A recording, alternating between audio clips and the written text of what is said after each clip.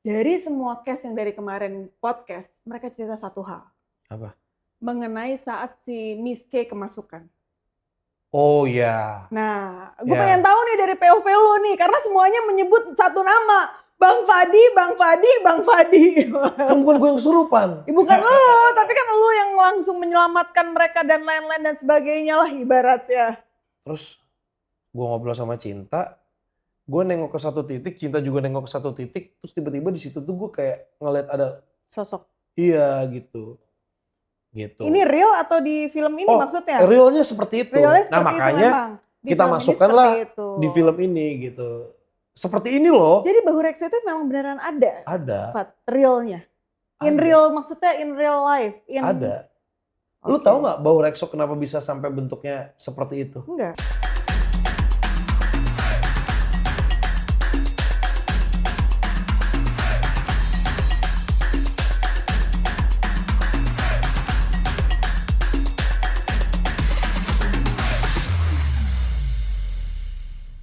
Hai, kembali bersama saya Hira Syahir di Hierarchy Insight. Bagaimana kita bisa melihat perubahan data menjadi insight. Masih di edisi film Kuncen dan kali ini kedatangan partner aku di Hearst Production yang sangat fenomenal banget. Ada Fadi Iskandar di sini.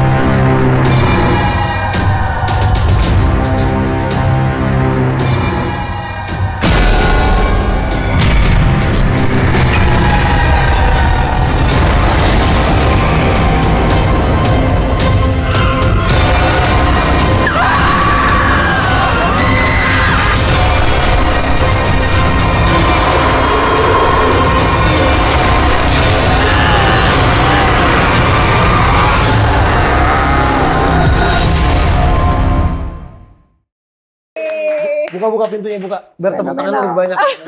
Woi, tepuk tangan, woi! Nah. Nggak usah ngedit. Ada 300 orang di luar soalnya. Tutup lagi. Oke. Belum apa-apa aja udah fenomenal kan guys. Apa yang bikin fenomenal? Host, ya elah. Ini sebenarnya gue juga rada gimana gitu loh. Masa gue nge-podcastin lo sih, Pak? Gue dari tadi ngeliat kayak, oh teman saya sudah menjadi seorang podcaster. Ini di sini ada Matador nih. Kalah lo gue kalau sama Fadi. Di sini ada Matador. Gue pengen lihat nih. Gue baru mau ngomong, kenapa Matadornya taruh situ? Kenapa nggak di depan situ? Nggak tahu. Ternyata dia hafal. Masa gue gini-gini? Enggak, sebenarnya bisa, Ra. Ini Matadornya tuh taruh di kamera sini nih. Nah kan gue diajarin kan?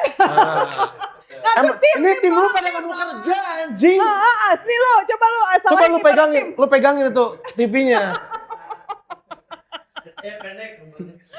Gila nih kita lagi interview host fenomenal nih. Gila lo udah insert host, podcaster juga, YouTuber juga, apalagi Fat, produser juga. Jangan lupa ya, dia ini adalah salah satu produser Hearst Production yang juga memproduksi film Kuncen, nih ada nama gue di sini nih. Ada ya nama lo ya? Ada dong. Asik, luar biasa. Gimana sih Fat asal muasal lo masuk ke dunia entertainment?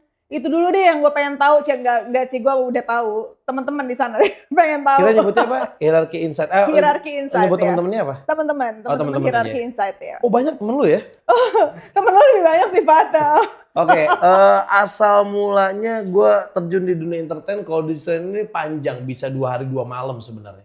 Ya, jadi kita sambil ini nih, sambil ngeronda. Siapin gitu. kartu, kopi tolong. Mungkin gue persingkat aja. Sebenarnya terjun ke dunia entertain ini tuh nggak sengaja sih, Ra.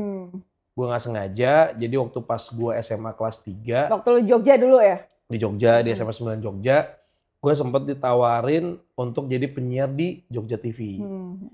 Kan gue bingung ya, kayak nggak ada basic sama sekali gitu kan. Terus kata nyokap, udah coba dulu aja bang gitu. Ya udah gue datang casting. Pas nyampe Jogja TV, suruh tunggu di ruang make up. Di make up aja dulu. Kayak, oh kan casting doang gitu kan. Ya udah ngikut aja karena nggak tahu Nggak gitu. ngerti Masa kayak apa sih gitu iya, ya. karena yang gue tahu kalau syuting make up.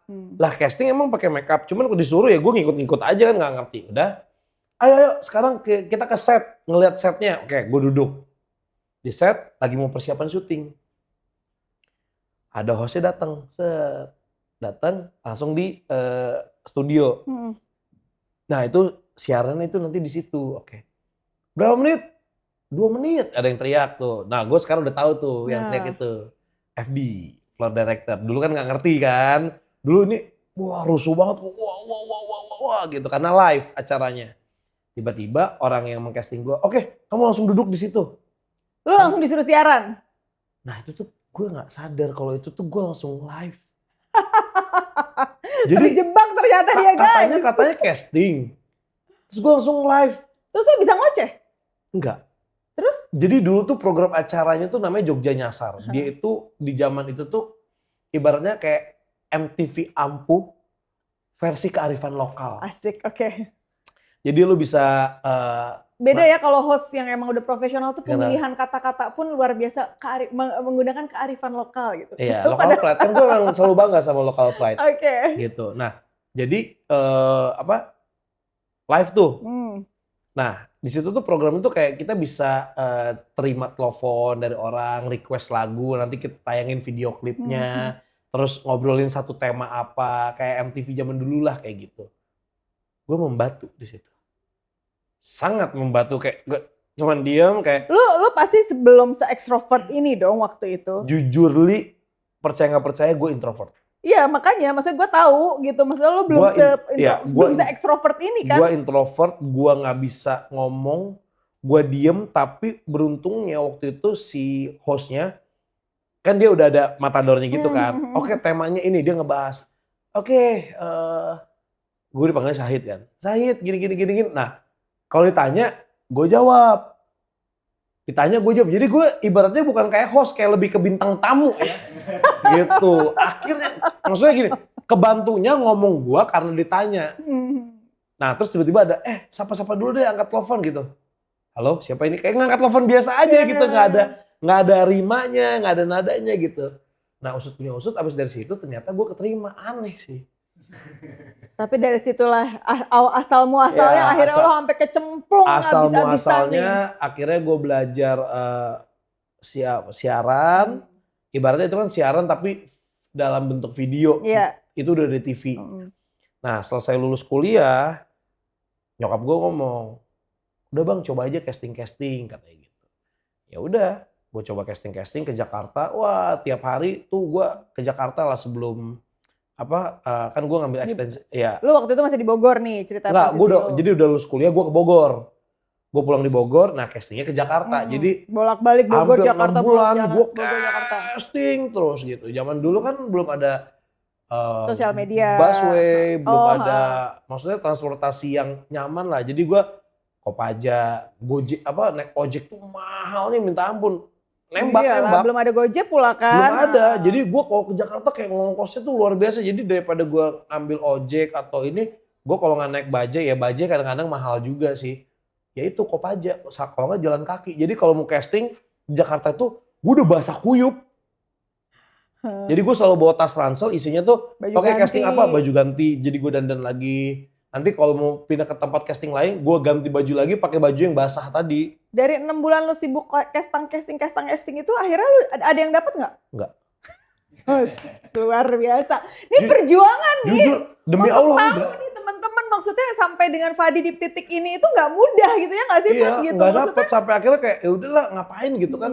Ya udah gue kayak bilang kayak ya kan gue waktu itu kan gue lulus pengen lanjut kuliah lagi, tapi kayak enggak gue pengen lanjut kuliah pakai duit gue sendiri gitu. Alhamdulillah takdir berkata beda gitu. Nggak punya duit aja gue. Terus akhirnya bokap akhirnya udah lu kuliah lagi aja deh gitu. Bokap mau bayarin lagi. Ya udah pas udah lagi mau kuliah, tiba-tiba gue dapet panggilan dari salah satu channel TV.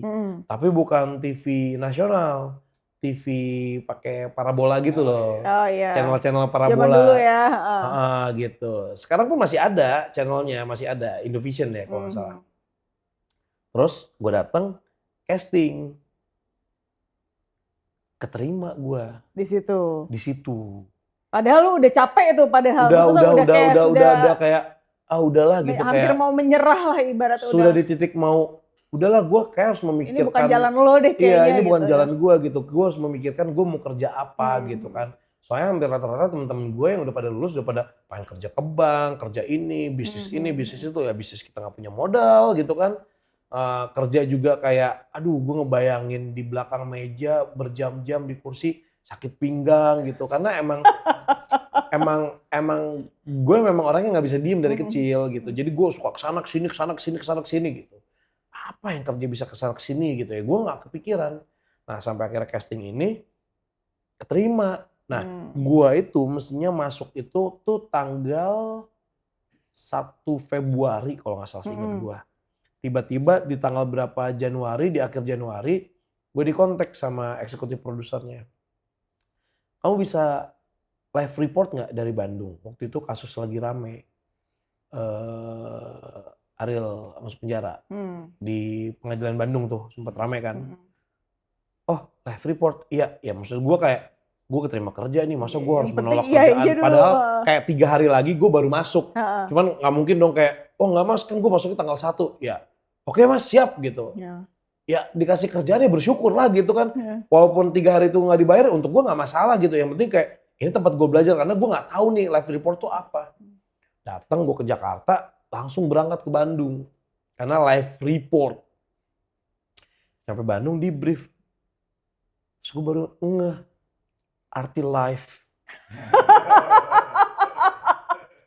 Jadi disclaimer ya guys, kita kalau lagi ngobrol bahasa Inggris gue tuh memang jelek banget.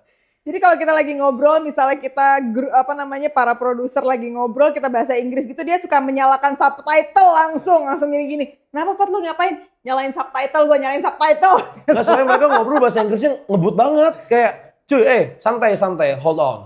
Oh iya, sekarang udah jago tapi, sekarang dikit-dikit udah jago lah ya. 1-2 kata mah oke lah. Kalau nggak yes, no gitu kan. Nah akhirnya gue ke Bandung, gue baru tahu arti kata live itu langsung. Gue pikir. Jadi selama waktu dibilangin live report tuh lu nggak ngeh. Lu report kehidupan. Oke. Nggak salah dong. Nggak salah gue. Benar. Report kehidupan. Karena ini kasus tentang kehidupannya Ariel waktu itu kan. Ya benar sih, Nah akhirnya pas di brief sama produser dan kreatif, jadi si channel TV gue itu bener-bener ada mobil untuk nembak langsung siaran langsung. Iya, Obi fan gitu. Waduh. Terus gue ngomong apa mas? Gue bilang gitu. Ya kamu ngomong gini. Gak ada skrip, karena akhirnya setelah itu gue tahu ternyata seorang reporter berita, pembaca berita, mereka itu memang harus bisa bikin nulis sendiri segala macam apa yang mau disampaikan secara live gitu kan. Waduh mati kata gue. Salah gue. Itu pengalaman pertama banget lagi. Salah gue mengambil kesempatan ini kata gue. Tahu gitu gue pura-pura sakit gitu kan. Wah gue deg-degan banget Ra. Kebayang sih udah gitu maksudnya ini momen lupa baru dapat kerjaan. Kan. Akhirnya tahu live itu bukan kehidupan, live itu langsung.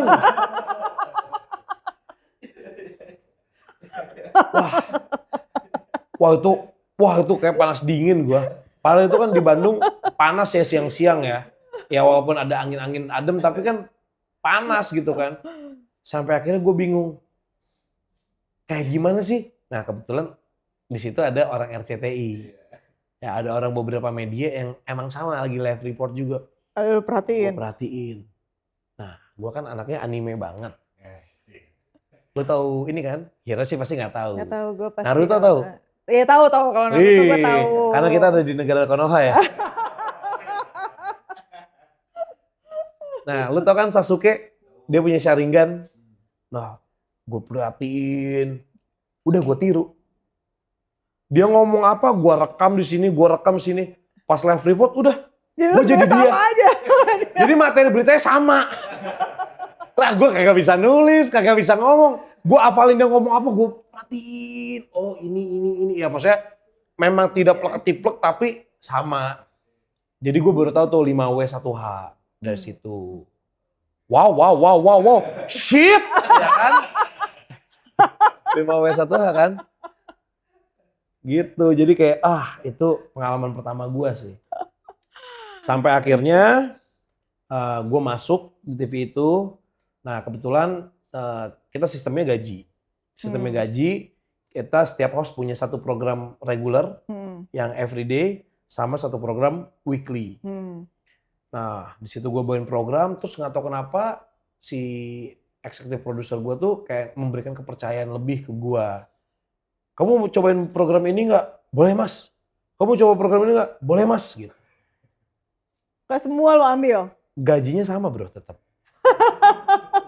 Dia pinter juga ya ngeiniin lo ya. Dia tahu nih anak Gue belajar dari situ iya. sebagai produser. Iya dong.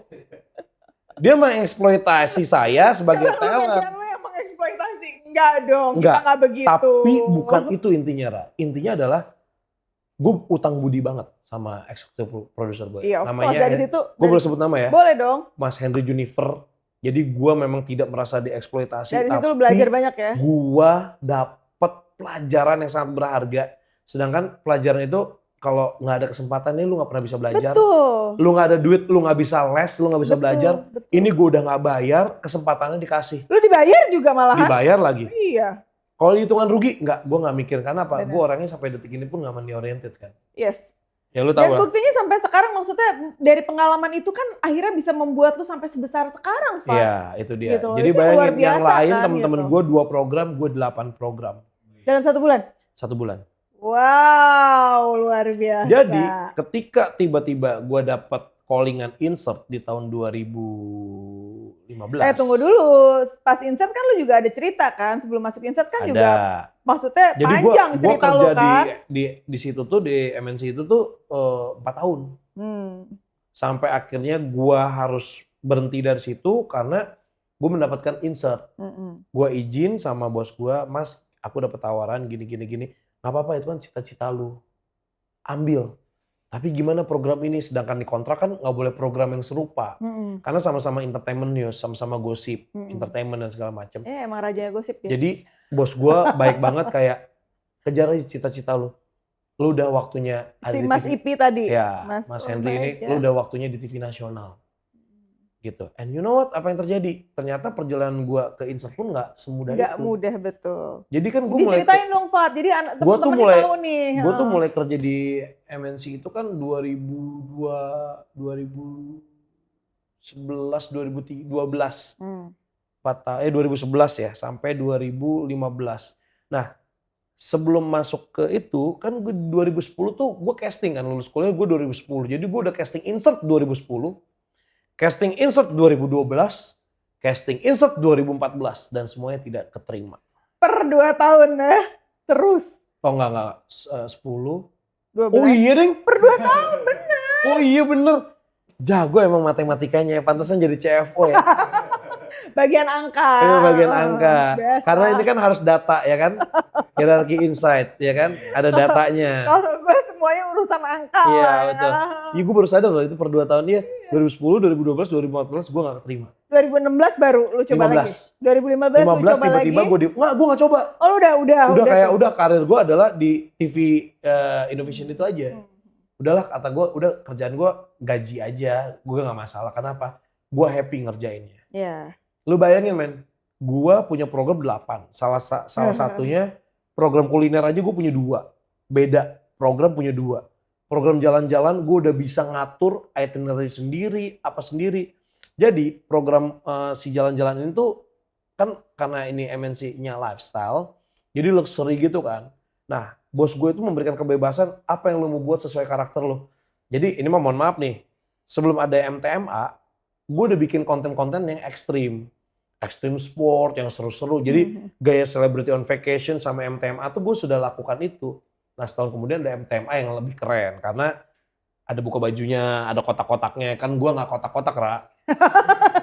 Nggak mau Gitu, komen on jadi that. ya gitu.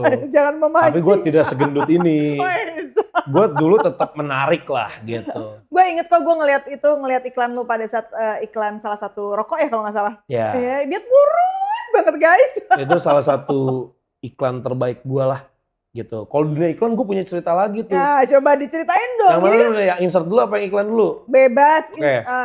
Iklan sebelum insert kan? Sebelum insert. Iya iklan dulu. Sebelum insert. Jadi selama perjalanan gue kerja di si MNC ini, di situ. Berarti iklan-iklan tuh pada saat lu udah kerja di MNC, sebelumnya belum ada? Belum. Oke. Nah, salah satu partner gue broadcast message BBM. Oh masih zaman BBM, tuh ya? BBM yang tulisannya ungu tuh. Terus gue nanya, naon ieu Kang gitu. Oh ini info casting, cobain aja Fat, siapa tahu lolos. Anjing, casting lagi kata gue. Cuman alhamdulillah gue udah tinggal di Jakarta waktu itu. Karena lu udah kerja di... Udah kerja di situ dan kebetulan ada sahabat saya yang dari SD. Yang akhirnya sekarang ini gue bikin Fadi Potret bareng sama dia. Si Dandi ini. Dia nawarin, udahlah lu daripada ngekos duitnya, ngekos aja bareng sama gue. Jadi gue tinggal gak bayar. Nah gue udah mulai punya kendaraan. Motor yang di Bogor gue bawa ke Jakarta karena kan gue kerja di Jakarta. Jadi gue kemana-mana naik motor. Nah pas casting iklan gue pun naik motor. Mio hitam. Masih hafal dia, masih ingat. Hafal motor perjuangan bro. Motor perjuangan. Motor Zaman itu dulu Mio, zaman sekarang aduh coba ya motornya apa sekarang Ceh? di bengkel. Lagi ganti jok. Nah itu gue casting. Ya biasa lah, lu tau lah style gue. Kaos, celana pendek, sendal jepit. Jadi pas gue datang casting, itu kan banyak agensi iklan. Mereka cuma ngeliat gini. Udah. Gue merasa terintimidasi kan. Tiba-tiba ada yang datengin gue. Mas dari agensi mana? Agensi ini, gue bilang gitu. Oh iya saya perwakilannya. Mas tapi bawa baju ganti kan untuk karakter? Iya bawa. Oke. Kamar mandi di mana ya mas? Gue bilang gitu. Oh itu di belakang situ. Gue ganti baju. Kebetulan waktu itu casting untuk eksekutif muda. Jadi gue pakai celana bahan, kemeja, tapi gue nggak pakai dasi. Rambut gue sisir, rambut gue nggak panjang. Waktu itu kan selalu klimis, rapi segala macam. Pas gue keluar dari kamar mandi, baru gue ditengok sama semua agensi, minta nomor gue semua. Wah sih, ganteng gitu judulnya ya mas ya dulu ya mas ya. Dulu ingat. Ini tahu siapa? Cinta Brian? Lewat? Enggak, lu yang lewat. 11-14. Enggak maksudnya 11-14 kenapa? Cinta tuh karena ada dari Inggrisnya. Kalau gue kan Portugis. Dari mana Portugis ya? Lah, gue nggak tahu. Enggak. Kan gue ada Aceh. Aceh kan dijajah Portugis. Nah, jadi ada neneknya gue dulu pernah diperkosa sama Portugis. Jadi gue tuh dapat 1%-nya juga gitunya gitu. Gue tuh ada Portugisnya. Oke deh, oke. Gitu. Ya boleh lah, boleh. Nah itu gue mulai dilirik gitu. Nah tapi memang perjalanan karir iklan gue juga tidak mulus. Pertama kali gue dapet iklan salah satu minuman energi. Tapi itu setelah beberapa kali jalanin casting juga tuh? Puluhan. Puluhan Emang. casting gak pernah dapat. Sampai akhirnya ada agensi kayak, ini ada supporting mau ambil gak? Yaudah ambil dia supporting dapet. Si minuman energi itu? Budgetnya kelinci. Terus pas udah tayang, syutingnya dari jam 6 pagi, selesainya malam. Tayang iklannya, set, 1 shot doang. Not even 1 detik. Anjing. Jadi itu ya suka dukanya para artis nih teman-teman nih biar tahu nih nggak gampang loh jadi artis. Sedih sih, cuman kayak ya udahlah kan untuk gua kayak ada duit tambahan gitu kan. Ya lumayan lah bisa traktir adik-adik, nyokap gitu kan, ada duit iklan gitu. Karena kalau duit gaji kayaknya untuk hidup sendiri aja bensin masih kurang kayaknya gitu kan. Padahal dengan 8 program ya itu ya. Kan gaji tetap lah. Yes, tetap. Nggak per episode. Gitu. Terus abis itu karir pertama iklan gue adalah minuman energi itu dan jadi supporting. Nggak tahu kenapa gue nggak ngerti Allah ngasih jalan banget. Nyokap juga banyak doa juga buat gue. Iklan kedua gue udah gue jadi main talent. Yang rokok itu? Belum. Iklan salah satu bank. Oke. Gitu. Yang ini gue belum pernah lihat. Lu nggak tahu. kebetulan waktu itu yang ngedirect adalah Mas Ipang Wahid. Gus Ipang Wahid. Ini salah satu director yang gua idolakan. Jadi kalau dari dalam negeri di periklanan itu Ipang Wahid, kalau dari luar negeri itu ada namanya aduh kok gue lupa ya. Ya, adalah namanya itu salah satu yang bikin iklan Mark Toya. Ada. Dia yang bikin iklan rokok itu. Oke. Jadi iklan kedua gua jadi main talent itu adalah Si Bang. Abis dari situ gue casting lagi untuk company profile. Yang ngedirect Mas Ipang Wahid lagi. Masuk lagi. Masuk lagi dan itu dari awal sampai akhir ceritanya isinya gue semua. Oh, mulai seneng dong lo. Iya, mulai perjalanan happy gue lo. dari muda sampai gue tua, gue di make upin tua itu pengalaman gue kayak, ih lucu banget ya dunia ini gitu kan, kayak gue bisa di make upin tua gitu kan. Bisa gak sih gue di make up muda sekarang? Kan gak tahu, siapa tahu bisa gitu kan. Dah. Akhirnya gue dapat iklan rokok. Wow, itu budget gede banget. Budget gede banget, alhamdulillah lah. Itu gue lihat sih lu masih muda banget, masih Wah, kurus itu banget. Itu luar kurus, biasa sih, muda. unyu-unyu banget. Unyu banget. Waktu itu gue idola tante-tante waktu itu. Nggak, maksudnya Ya. idola lah gitu. Itu berarti semua iklan-iklan itu pada saat lu masih di MNC tuh? Masih di MNC, gue belum di TV nasional. Oke. Iklan rokok, iklan kumur-kumur. Itu brand-brandnya brand-brand bagus semua gue. Alhamdulillah nggak pernah kan. Pada lihat nggak sih dulu? Lo kalau mau tayangin, gue sebutin nih ya. Listerine, Nippon Pen, Samsu 99 tahun Makarya. Terus udah gitu iklan Bank Mandiri, Ipang Wahid, Bosowa. Nah yang cuma satu scene itu tuh Extra Joss. Asik. Coba ya nanti di Google ya. Sampai sakit leher gue. Di retake mulu. Retake lagi. Tapi gue belajar secara nggak langsung, gue tuh nge-save sama ambience lokasi syuting. Iya, Itu betul. nanti akan ada sambungannya sampai kenapa ada di titik ini. Udah. Nah, penutup karir gue di dunia iklan, sebelum gue masuk insert, gue turun lagi jadi supporting. Karena? Ya bukan karena nggak laku. Jadi waktu itu iklannya di luar negeri. Gue jadi supporting. Salah satu brand maskapai. Tapi mentalnya Steven Gerrard. Liverpool. Gitu. Ya itu supportingnya juga oke dong kalau budgetnya, gitu.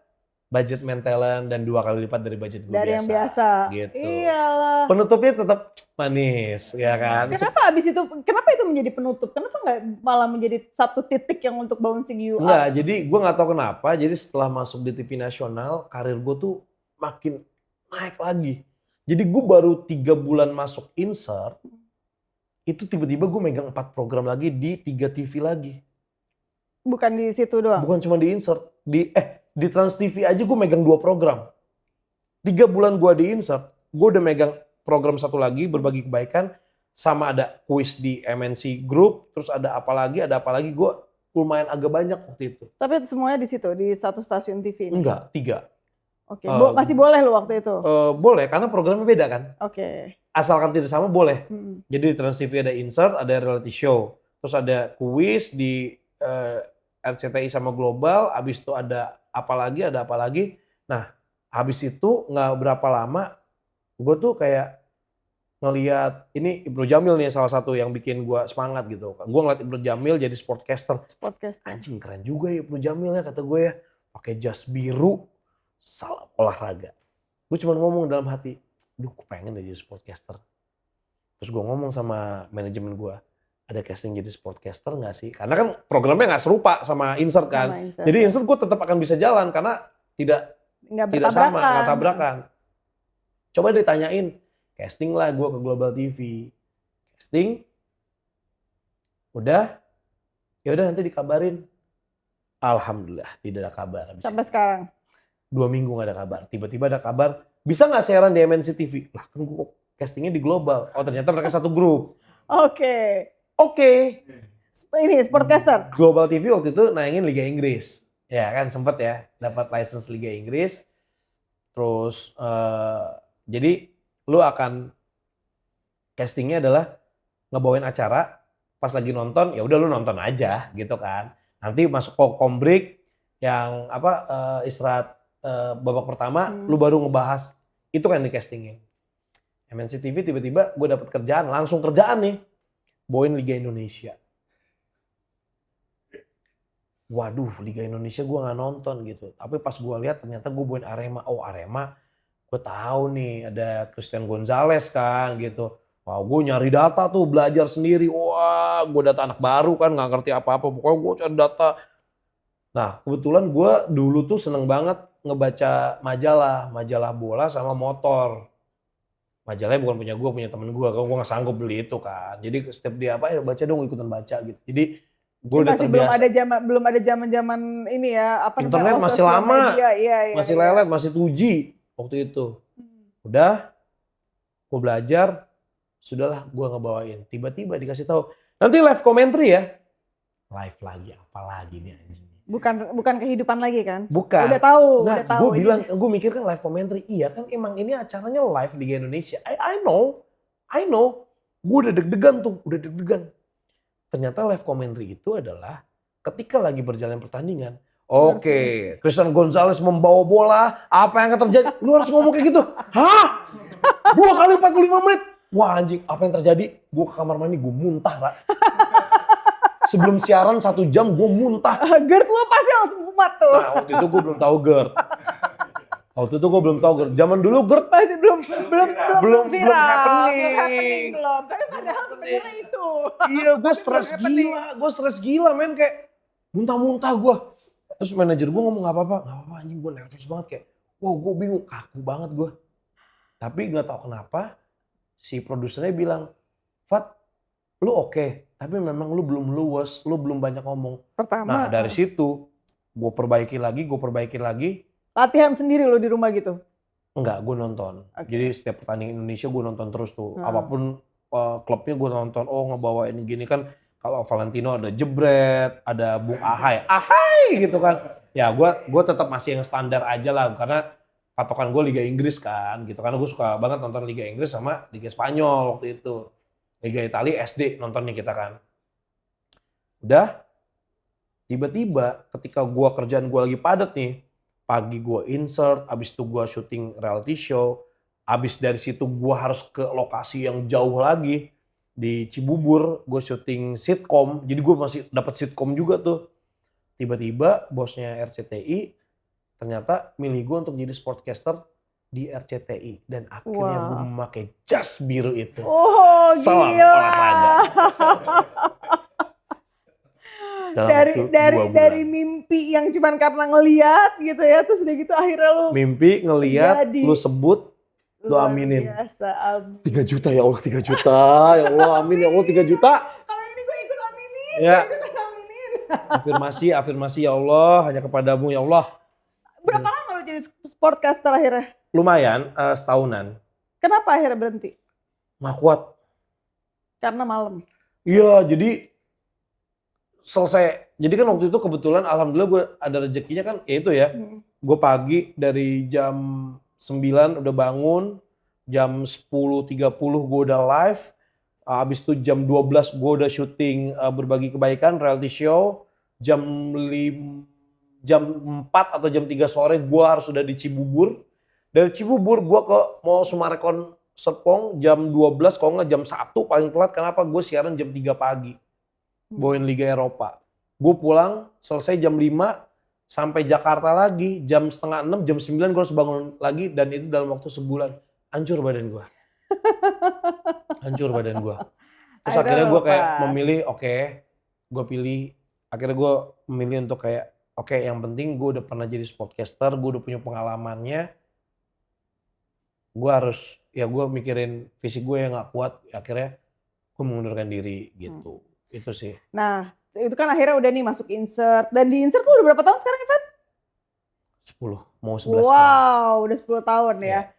Sampai akhirnya sekarang lu lebih terkenal sebagai sosok yang horor, Fat. Panjang lagi tuh ceritanya tuh. Nah sekarang kenapa dari memori lu masih ada? Bagus nih, gitu kan. Ini kan akhirnya kan terkenal Fadi ini pokoknya horor gitu. Ya jadi image gue dulu tuh insert banget kan. Yes. Elegan, apa segala macem. Nah jadi selama perjalanan karir gue ya setelah gue tidak mengambil sportcaster. Ya anjing juga sih, kerjanya malam lagi sih. Iya makanya tadi dia karena Anjing dia lagi. malam. Terus kan yang sekarang juga malam Iya, juga. Iya. gue juga baru sadar. Memang udah nggak bisa, Fat. Nggak bisa, memang hidup Jadi lo harus di kehidupan 2000 malam. di 2015, iya nggak Itu berapa udah setelah lepas sportcaster tuh? sambil berjalan Oke. sebenarnya. 2015 gue dapet tawaran program horor. Gue ambil.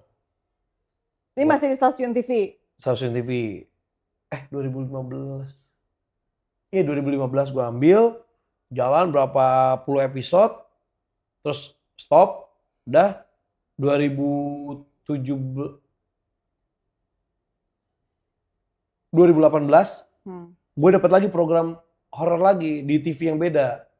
Nah itu kebetulan itu. Jadi maksudnya dua program horor Enggak, atau yang ini akhirnya selesai? Enggak, 2015 itu 60 apa berapa episode udah selesai. 2018 gue dapat lagi program horor. Nah itu yang mempertemukan gue sama Sarah Wijayanto.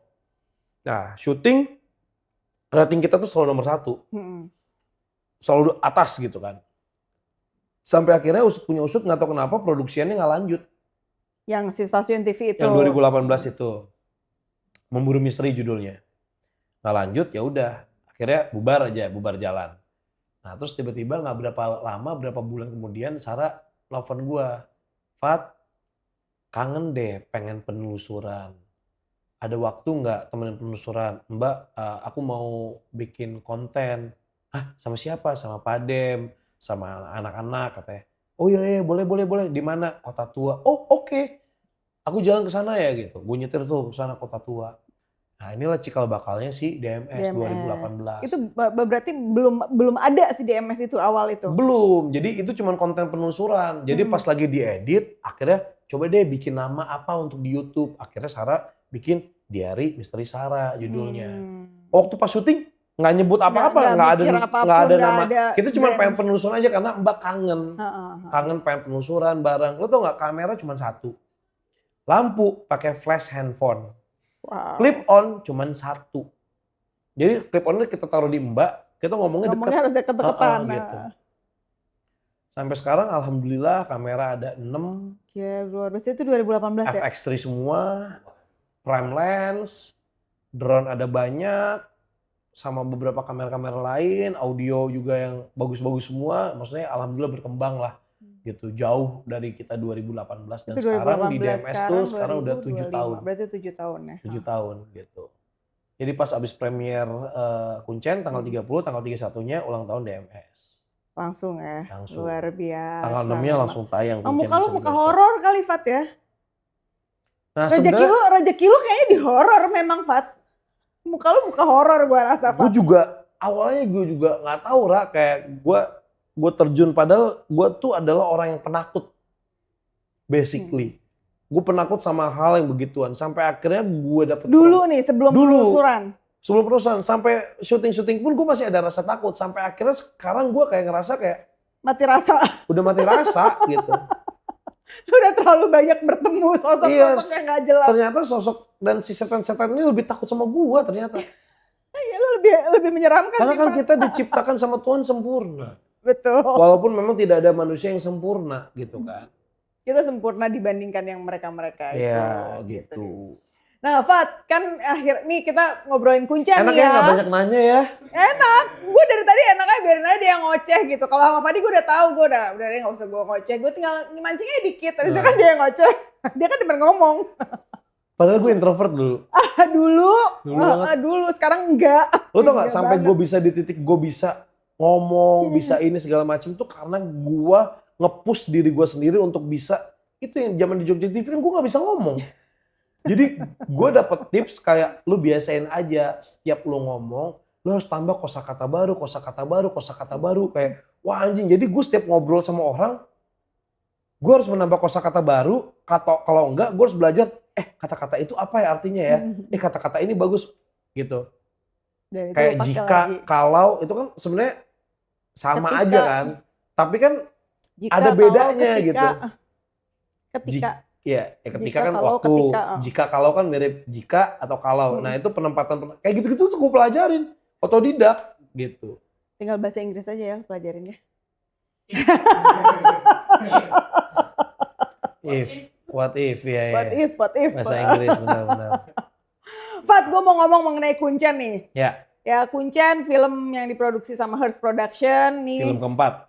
Film keempat kita Ya. ya, alhamdulillah ya. Gue kan nggak ikutin sama masa syuting. Lu kan menemani proses syutingnya para cast kita nih ya pada saat proses produksian Kuncen. Iya. Dari semua cast yang dari kemarin podcast, mereka cerita satu hal. Apa? Mengenai saat si Miss K kemasukan. Oh ya. Nah, gue pengen tahu nih dari POV lu nih, karena semuanya menyebut satu nama. Bang Fadi, Bang Fadi, Bang Fadi. Kan bukan gue yang kesurupan. Bukan lu, tapi kan lu yang langsung menyelamatkan mereka dan lain-lain dan sebagainya lah ibaratnya. Oh iya. Jadi lu gak inget lah pasti lupa aja Gue dia. inget, tapi kalau lu bilang gue menyelamatkan, gue ngerasa enggak juga sebenarnya. Tapi semuanya bilang loh, untung ada Bang Fadi, untung ada Bang Fadi, untung ada Bang Fadi. Dan gue udah yakin kalau urusan horor emang Fadi lah. Kuncennya. Anjay. Berarti gue kuncen lokasi syuting. Iya, lu kuncen lokasi syuting. Malah kalau udah urusan Ya horor, mungkin kalau ceritanya kan udah di anak-anak udah cerita ya. Udah semua. Udah cerita semua. Jadi ada suara lengkingan yang kita kaget. Ternyata tiba-tiba suara itu masih ada. Fonzi muncul. Lu ada di mana pada saat itu? Awal asal muasal awal. Di base camp. Tapi nggak ada di dua, sampingnya si Miss K. Ini base camp. Terus ada ruangan, ada kamar mandi, ada ruangan lagi di sini, balkon. Ini ruangan kru-kru. Nah, ini ruangan syutingnya. Jadi agak jauh sebenarnya. Oh, lu nggak ada di ruangan syuting yang Miss K itu, lu lagi di luar. Lagi sama anak, enggak di lantai 2. Lagi Base main camp kita kartu. di lantai 2, lagi main kartu. Sama anak-anak yang lagi pada nunggu. Ada suara lengkingan panjang. Wih, bagus ya. Pikir Fonzi awalnya. Gue pikir awalnya Davina. Wih, suara Davina kayak Liodra. Apa sih Bang, kan gue di sini. Oh iya. Ini yang lagi teks siapa? Fonzi Bang. Wih, Fonzi suaranya keren juga. Padahal kan Fonzi suaranya kecil kan. Iya. Tiba-tiba Fonzi datang. Gerubuk. Ada Fonzi. Iya, aku takut katanya. Ih, kenapa? Kesurupan katanya. Oh, pas gue lihat, kru udah pada bubar, pada takut semua. Jadi ditinggalin si Miss K-nya? Iya, di bawah. Di bawah Sendirian? kasur. Iya, terus ada kru yang megangin dia kan sebelumnya. Terus gue kesana, gue jalan, Mas Jose turun sambil ngangkat telepon. Terus gue langsung nengok ke Cinta. Cin, nyokap mana? Gitu. Karena kan nyokapnya Cinta sensitif kan dan bisa juga gitu kan. Ya, mama pergi katanya. Belum pulang Bang. Mati gue. Pas gue masuk ke ruangan itu, set, kuntilanak udah gini. Ngeliatin gue. Jadi kan dia di bawah, gue di atas berdiri kan.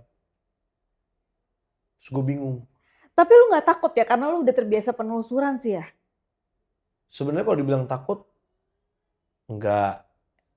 Gue lebih. Maksudnya kalau gue denger dari anak-anak semua pada ketakutan. Gue lebih worry takutnya yang lain kenapa-napa. Iya. Karena kita entah itu posisinya kru, entah itu cast, ya. Maksudnya gue ada tanggung jawab untuk mengamankan everything gitu loh. Iya. Dan situ gue produser satu-satu. Everything. Ya semuanya. Semuanya. Oh iya. Semuanya. Jago dia emang. Semuanya jadi. Lu tuh fullnya berapa sih? Dia aja ngerti loh everything. Oke. Thank you bro. Yang lain kan semua pada ketakutan tuh kan. Jadi lu tuh udah gitu datang situ terus. Datang gue ngeliat matanya masih begitu. Terus kayak wah nyokapnya Cinta gak ada. Gak mungkin dong gue telepon Mbak Sarah gitu kan. Kayak ngerepotin aja gitu kayak. Sedangkan ini lagi urgent kan. Terus gue ngeliat anak-anak pada mau panik, takut. Mau ngeliat. Enggak, udah di situ aja, jangan kesini. Terus si Azela kalau nggak salah juga udah mulai lagi dapet. Terus Davina pun sebenarnya sensitif juga. Tapi memang tidak sesensitif Azela gitu. Gue bilang udah di situ, Cin pegang dulu anak-anak ke situ, jangan ada yang sini. Terus udah gue ngeliat matanya si Miss K ini, si aktor Miss K ini yang kemasukan. Ternyata kan kemasukan Miss K lagi. Gue lihat terus gue bingung harus ngapain kan, karena kan yang biasa ngurusin kayak gini kalau nggak Mbak Mas Nunu kan, ya berdua itulah kan, karena gue ngerasa gue nggak punya kemampuan gue nggak punya kemampuan itu, gue cuma manusia biasa gitu kan, cuman gue di situ ada tanggung jawab kayak nggak bisa nih, ya gue cuma ngomong dalam batin, Mbak yang ada di dalam situ saya mohon maaf kalau misalnya mengganggu salah satu dari kami, tidak ada maksud bla bla bla. Gue ngomong sama dia, gue kayak Lu ngomongnya langsung gitu lu ngomong atau di dalam? nggak dari dalam hati, Heeh. dari dalam hati. Gue sambil ngeliatin, jangan ganggu ya gitu. Heeh. Kan kamu ada di dunianya, boleh nggak jangan di badan orang ini, kasihan. Gue bilang gitu. Yuk keluar yuk. Sadar. Tiba-tiba dia langsung sadar. Terus abis itu gue nggak berapa detik kayak, udah ya? Oh ya udah deh, yang penting aman aja dulu gue gitu kan. Coba ambilin air, kasih air hangat gitu. Terus kru ada yang ngebantuin, ngangkat dia ke bawah, dikasih tempat istirahat gitu. Terus kita ke base camp, anak-anak masih pada takut. Cinta kan nyokapnya sensitif. Sebenarnya Cinta juga sensitif. Terus gue ngobrol sama Cinta, gue nengok ke satu titik, Cinta juga nengok ke satu titik, terus tiba-tiba di situ tuh gue kayak ngeliat ada sosok. Iya gitu. Ngeliatnya tuh caranya beda ya, bukan ngeliat dari mata sini, ngeliatnya dari sini kayak apa yang Cinta bilang itu persis dengan apa yang gue lihat di sini kayak oh shit kata gue. Which is the real Miss K. Tapi mukanya lebih serem, kayak lebih manyon-manyon gitu, giginya lebih itu. Terus tiba-tiba kayak ada, gue bingung ya entah dua apa gimana. Jadi sempet deketin satu temennya Cash datang ke situ, ngedeketin, gue bilang Cincin pegang dulu sih itu, kasihan, gue bilang gitu takutnya kenapa-napa. Terus pindah ke belakang Azela. Iya. Pindah ke belakang Azela. Terus gue ngerasain di belakang Azela kayak anjing sekarang di belakang Azela. Pas Cinta kesana nggak berapa lama pindah ke belakang Azela. Terus ya udah gue pegang Azela kan. Azela panik, tangannya sampai tremor.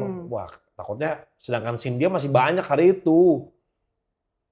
Udah tenang nggak kenapa-napa. Terus akhirnya gue ngajak ngobrol lagi kayak udah ya, udah maksudnya jangan ini, udah kesana. Terus ya kita akhirnya break dulu lah sekitar 1 jam lebih lah, hampir 2 jam. Menenangkan semuanya. Menenangkan situasi, terus kru-kru juga kayak guys tolong ya dijaga gitu kan. Semuanya yang jangan gimana-gimana. Ya lokasinya kalau dibilang serem karena banyak orang. Nggak serem. Nggak kerasa serem, tapi sebenarnya serem. Tapi itu kan rumah kayu. Di luar itu tuh lapangannya luas. Di lapangan masih oke lah karena banyak mobil yang parkir. Di samping lapangan itu sudah hutan. Pohonnya gede-gede. Jadi wuff banget di situ. Jadi emang dari sono-sono tuh. Entah deh. Kalau Cinta kemarin sempat bilang gini katanya, ini apa namanya, jadi yang memang masuk itu katanya adalah the real Miss K. Karena dia merasa itu terlalu menyerupai dia katanya gitu. Nggak tahu deh ya. Terus si Firman kemarin bilang, Bu ibu nggak bayar royalti sih. Kita lupa Fat, berarti next time tapi kan harus... film kita bukan film Miss K. Gitu. Terus mau bayar royalti kemana lo ke Miss K-nya? Bingung juga bro. Pakai duit apa? Duit gaib. Iya. Tapi kita bayar loh. Bau Rexo. Kalau itu kan iblisnya kan yang strata paling tinggi kan di situ kan. Kita bayar.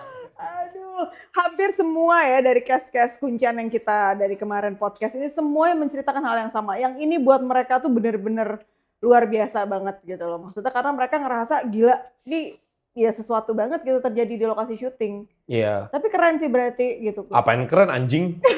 Buat gue serem. Kan gue gak ada di sana. Kalau gue ada di sana gue udah kabur. Terus udah gitu, 2 hari apa 1 hari Nevi mampir juga kan, bawa anak-anak. Adi kemarin ada, iya katanya. Terus Nevi ngomong gini, mau kita jadiin gimmick promo? Gak usah, gue bilang. Udah kesereman lo ya, udah males. Gue juga gak tahu itu kerekam apa enggak, mana mikir. Gue bilang, gak usah gimmick-gimmick lah, gue bilang gitu. Kalau udah bikin karya, udah kita fokus aja bikin karya, gue bilang gitu.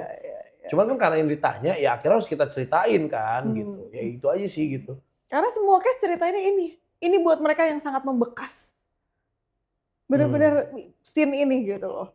Nah terus Fat boleh cerita gak sih sama teman-teman gitu. Maksudnya dari semua pengalaman lo tadi ya gitu. Maksudnya dari perjuangan lo menjadi awal dari host di Jogja TV.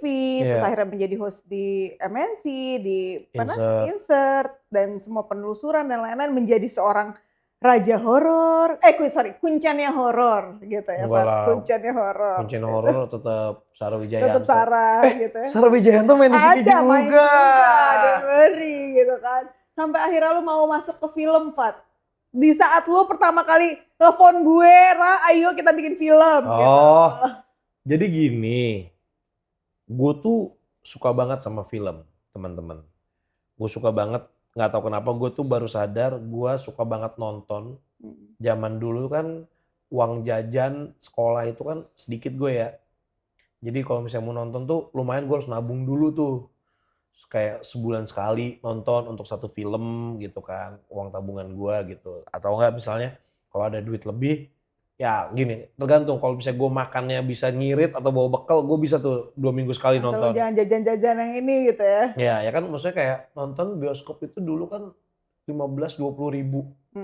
Sebenarnya uang jajan juga segitu. Cuman kan lu pakai ongkos, lu pakai apa? Berarti kan lu bisa nabung sekali berangkat sekolah 1.000-2.000 lumayan bro. Berarti kan seminggu lu baru bisa nonton. Ya kan 2.000 kali 7, 14.000. Masih kurang 1.000. Gue malah ke temen tuh biar bisa 15.000. Gitu. Nah, selama karir perjalanan gua ketika menjadi seorang presenter, terus gue jadi fotografer juga, terus gua punya konten horor di YouTube, terus gue ngerasa kayak gue tetap masih cinta nih sama si dunia film, tapi gue tahu kapasitas gua sebagai aktor nih, kalau dibilang B, enggak B, below B, di bawahnya gitu, bawahnya lagi bahkan gue ngerasa kayak gue tuh nggak bisa acting gitu, karena gue nggak bisa, ya nggak bisa aja gitu memainkan peran karakter orang gitu. Makanya kan film gue juga nggak banyak. Gue film kalau di IMDb gue film kayak cuma 2, Skakmat sama Mars and Venus. Itu pun jadi cameo. Sama Tula. Cameo pun. Yang penting ada lah masuk ke IMDb. Hotel Sakura, Melukis Harapan, cameo pun. Cameo ditamparin lagi. Jangan sedih. Di Kuncen, cameo pun. Berarti kan emang gue cuman bisa sekelas cameo gitu kan. Jadi ya itu. Nengok doang gitu. Sekelas cameo doang emang acting gue. Jadi tapi gue suka banget sama dunia ini. Sampai akhirnya abang gue ngomong, ya udah, lu fotografer udah sukses. Lu kalau misalnya mau ini, ya lu jadilah produser film. Kalau lu nggak mau acting, produser film. Berarti gue buat film dong. Iyalah, menarik nih. Akhirnya tiba-tiba nge-recall lah semua apa yang udah pernah gue kerjain. Kayak gue jadi bintang iklan, gue ngeliat bagaimana produksi iklan, gue film, gue sitkom. Gue mengingat semua apapun kejadian, kayak wah tiba-tiba, oh iya gue pernah ini. Itu menjadi pengalaman berharga. Terus ya, gue pelajaran jadi fotografer, kan? ketika gue bikin YouTube, gue berubah menjadi belajar jadi videografer. Oh gue ngerti ngambil angle ini, lensa, oke. Tiba-tiba gue stuck. Kita harus ada duitnya kan. Ya lu kalau gak ada duit cari partner.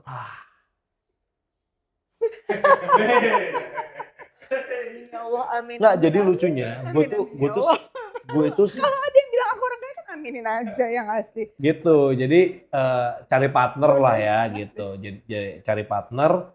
Terus orang pertama ketika gue disebut gitu, tiba-tiba di sini gue ada mukanya doi. Tiba-tiba ada mukanya doi.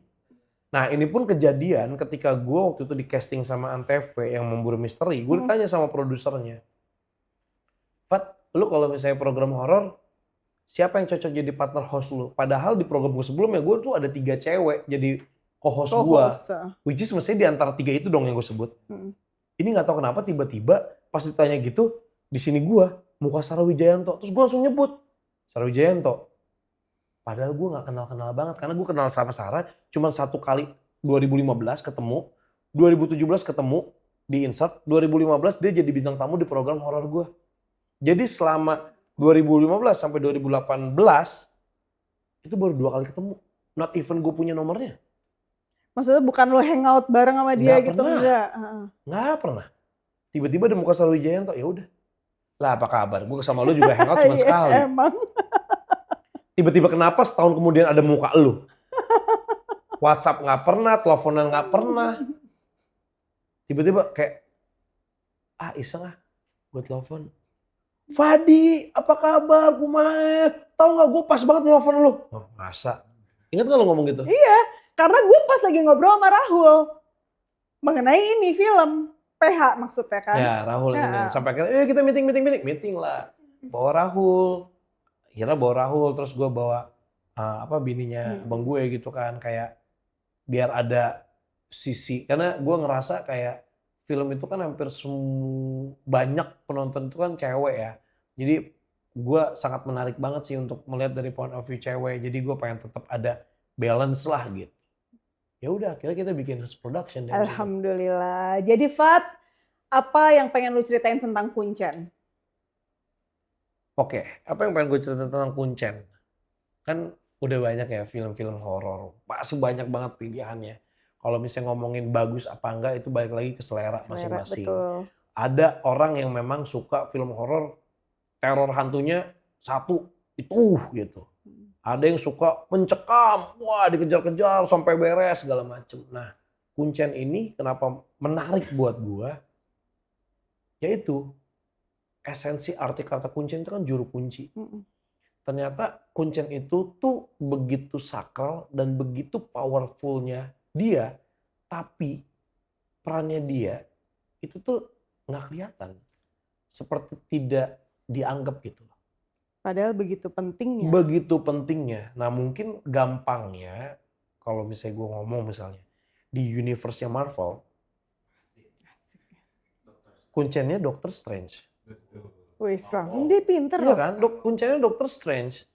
Karena itu untuk mengimbangi antara dimensi-dimensi dan dunia-dunia itu. Iya. Nah itu kok Doctor Strange kayak gini. Kuncen Gunung Merapi. Mbah Marijan almarhum. Gitu. Nah itu tuh orang-orang penting. Nah ternyata ketika gue tilik lagi, ternyata kuncen-kuncen ini pun ada loh di kehidupan kita. Kuncen kuburan, kuncen danau, kuncen hutan, kuncen gunung. Bahkan di sekolah gue pun di SMP sama SD ada kuncennya. Di SMP gue kuncennya bukan kepala sekolah.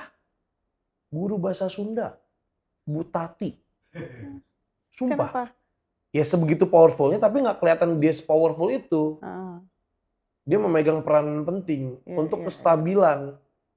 Betul. Karena kan zaman-zaman SMP banyak anak-anak bandel kan. Nah anak bandel ini nggak bisa dikontrol sama kepala sekolah Pasti ataupun guru BP. Dong. Ntar dulu. Dialah yang mengontrol anak-anak bandel ini. Ya gue ada di list itu. Ya udah pasti. Makanya gue deket banget sama Bu Tati. Oh tapi jadi ini sekarang jadi sohib. Sohib banget gue jadi gue satu-satunya mungkin gue ngerasa murid-murid lain tuh kalau misalnya dimarahin tuh wah ada yang abis-abisan lah dimarahinnya gitu kan. Lu kan kalau dimarahin tuh sudah gitu lu nya ini deh pasti. Apa? Enggak. So akrab soal ini deh pasti. Enggak. Anak-anak tuh semua pada takut sama Bu Tati. Cuman gue gak tahu kenapa gue sayang sama Bu Tati. Beliau pun mungkin begitu ke gue. Walaupun bandel. Walaupun gue bandel, tapi gue tiap bulan selalu ngasih piala ke sekolah. Jadi kebetulan Bu Tati ini selain dia guru bahasa Sunda, dia ini pun pembina ekstrakurikuler karate. Nah tiap bulan tuh gue ada pertandingan, jadi minimal 1-2 piala. Karate kan pialanya, pasti bukan dari bahasa Inggris dong. Bukan, of course. Gitu.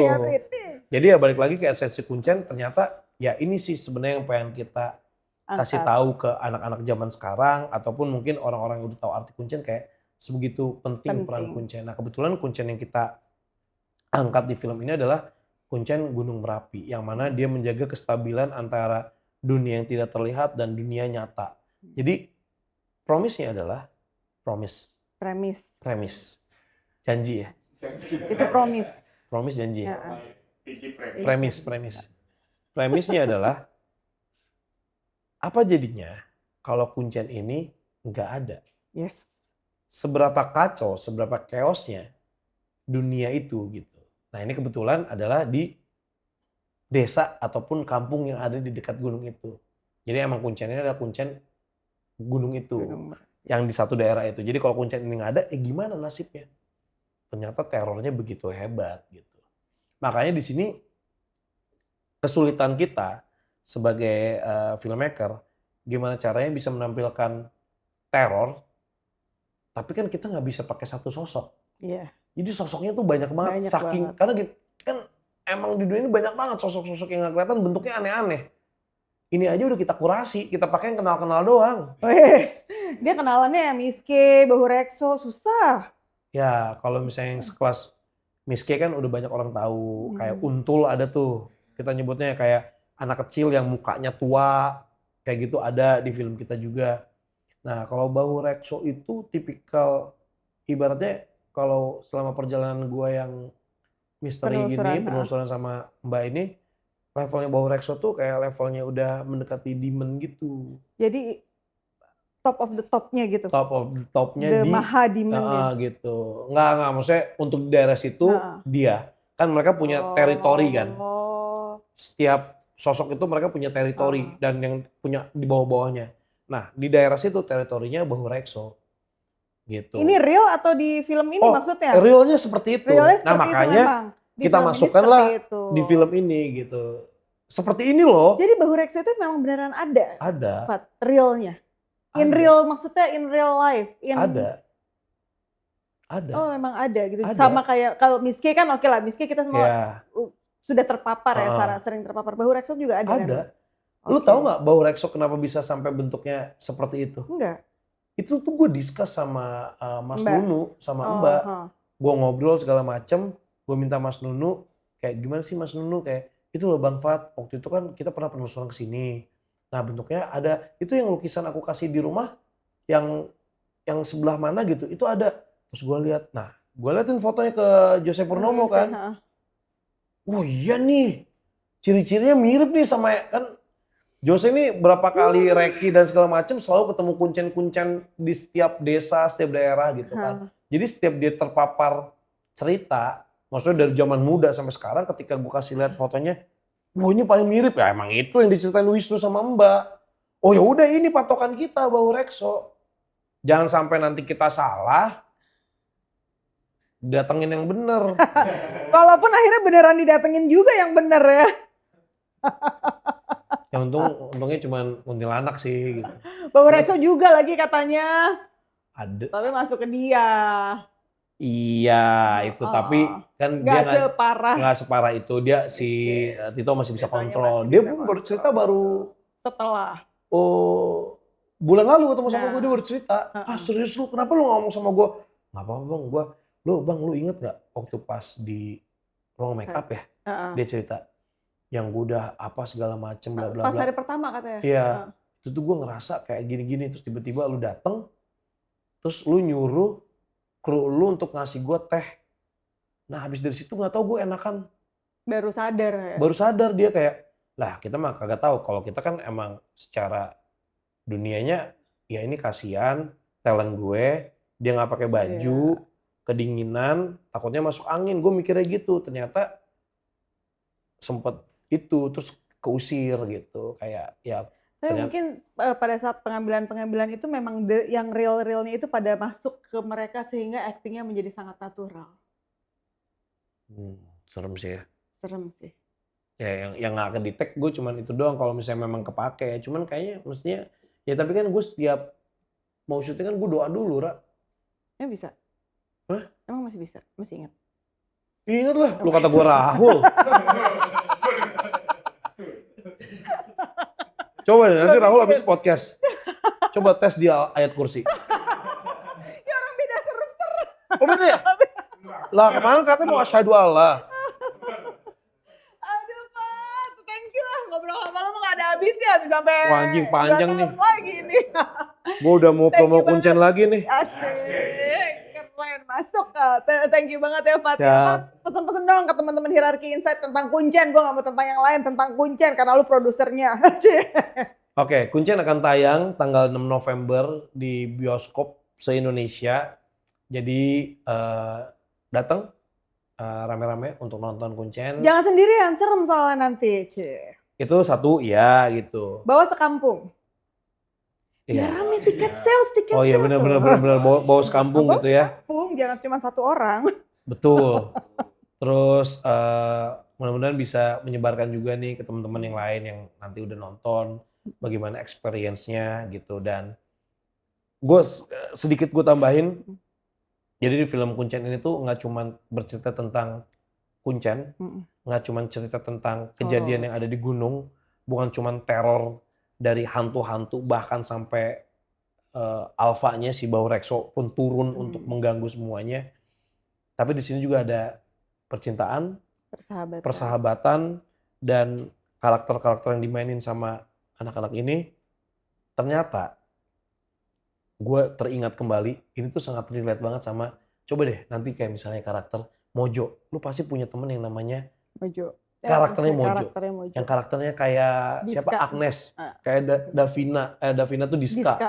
Kayak Cinta. Itu tuh di lingkungan lu ternyata tuh Pasti ada pasti yang kayak gitu.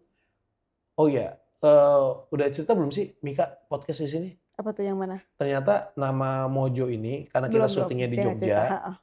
Jadi Mas Jose ini minta izin sama Mas Duta Mojo Salon Seven untuk pakai nama Mojo. Kemarin udah teleponan ya? minta izin, terus katanya ganteng gak? Gitu, ganteng gak? Gitu kan. Lumayan lah katanya. Maaf nih. Jadi akhirnya pakai nama karakter Mojo karena kebetulan kita memang syuting di Jogja. Gitu. Thank you, Fa. Thank you banget. Teman-teman semuanya, jangan lupa untuk nonton Kuncen tanggal 6 November 2025 di bioskop-bioskop kesayangan Anda untuk ketemu sama semuanya, termaksud sama host fenomenal kita. Cameo, lumayan aktor.